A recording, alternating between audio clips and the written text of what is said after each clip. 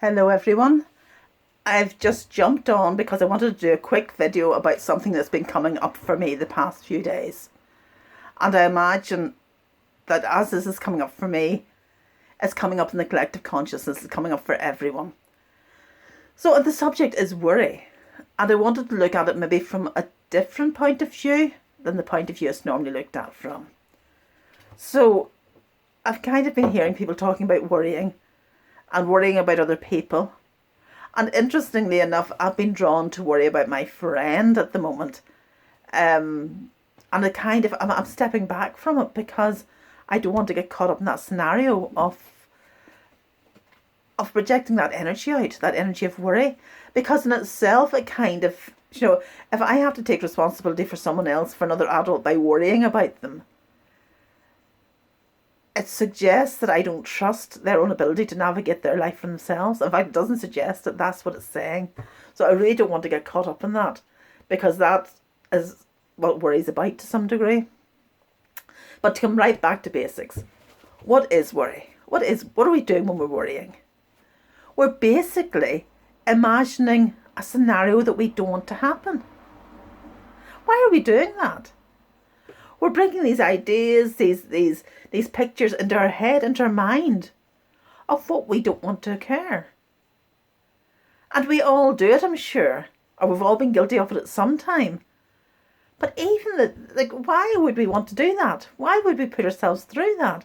Why would we put ourselves through the emotional turmoil of doing that? Yet we do, okay? And we do it based on experience, based on things that have happened in the past, based on beliefs that we have held on to from the past. So we don't even necessarily do it from our current experience. We do it from our past experience. So when we do it, we're projecting into the future, but we're also holding ourselves in the past. And we're not allowing ourselves to be in this present moment, in this now, where we're in our full power. So worrying takes us out of our body and displaces our energy. And disempowers us. Immediately disempowers us. We forget that we're powerful beings in the present now. We forget that we can choose what beliefs we want to hold. We forget that beliefs are only thoughts that we keep choosing over and over and over again. We forget that we can focus on the positive events that happened in the past rather than on the negative ones. Because it's the negative ones that we choose to worry over. Okay, so we forget all about this. And we hold ourselves in the past. Okay? When we do that, we don't acknowledge any of the other possibilities that there are around us. We simply are focusing on the most negative ones of all. And we cut out everything else. So we don't allow the energy from the other possibilities, potentialities to come to us. Because ultimately what happens is like attracts like. So if we're in a state of worry, if that's our energy, then that's what we're giving out to the universe.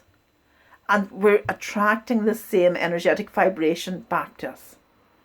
Now, when I say that, I'm not saying that we're attracting the scenario that we're worrying about into our lives.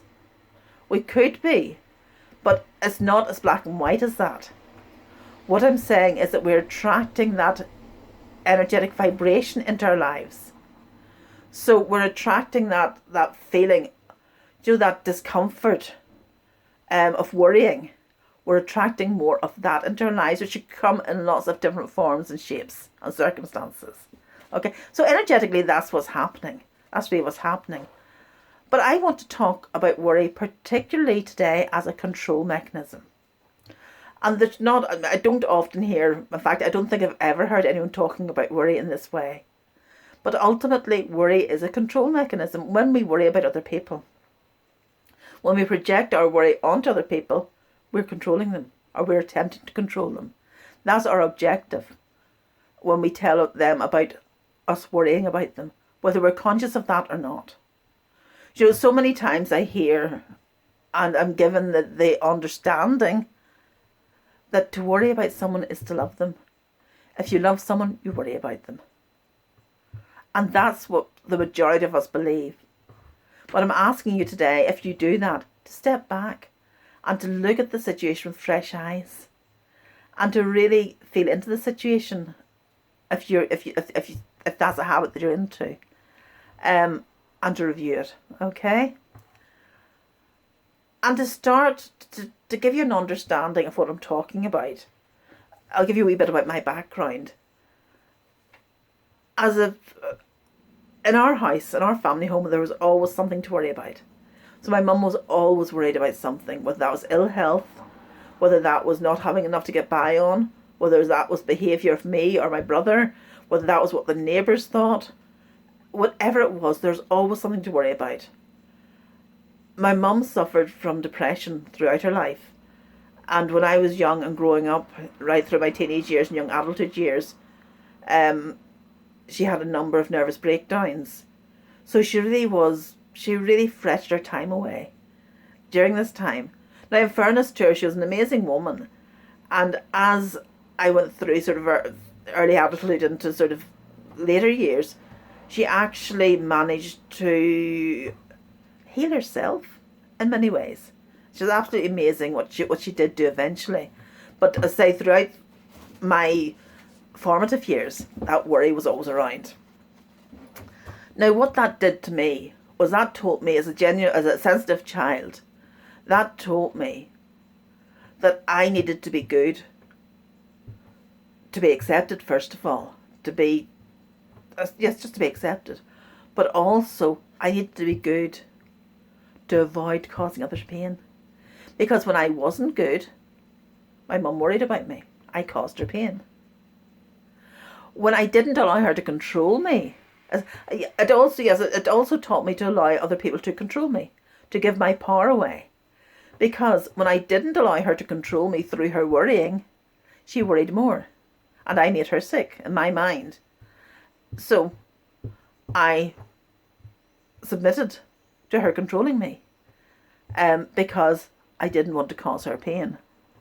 So you can see how projecting worry onto other people, really what was being done when worry is projected onto someone else in this way, is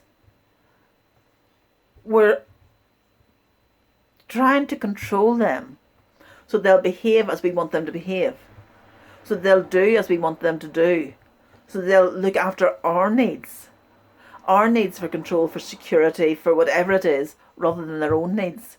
That's what worrying does. That's what worrying does to people. And that's how we grow up. Or not the only way, but that's one of the ways how we grow up, taking emotional responsibility for other people. And certainly in my life, that's what happened to me. At a very early age, I learned that in order to not to hurt my mum, in order not to cause her pain, in order not to cause her stress or worry, I had to step in there and look after her emotions for her, because she wasn't doing it. She was projecting all onto me through this pattern of worrying. So I learned to take emotional responsibility for other people and to forget about my own needs. I learned to people please from a very early age and forget about my own needs. I also learned to be very manipulative, in a very gentle way from a very early age, because I couldn't be direct about what I wanted, because I had to hide what I wanted, because that would get in the way of my mum's worrying. Now, it also meant that as I got older, I became very rebellious. So it kind of backfired in a way also. But I still carried that immense guilt and the immense shame of letting my mum down, because I'd caused her to worry about me and I was continuing to cause her to worry about me.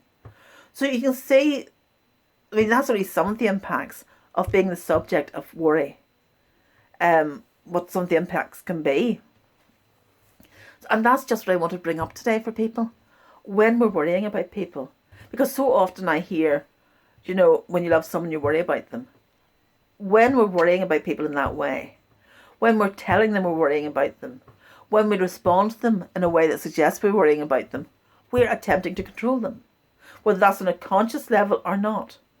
We're denying them the opportunity to make their own choices, to decide on their own behaviour, to be responsible for themselves.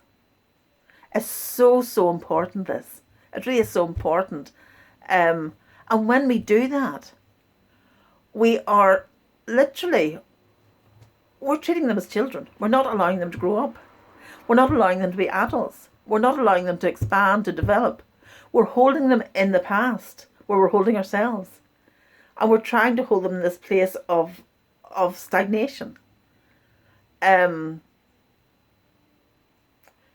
we don't allow someone to become responsible for themselves, that's what happens.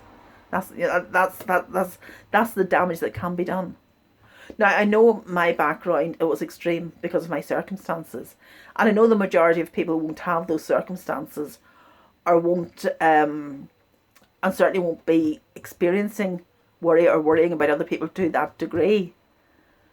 But it's just been around for me so much today, and so much over the last few days.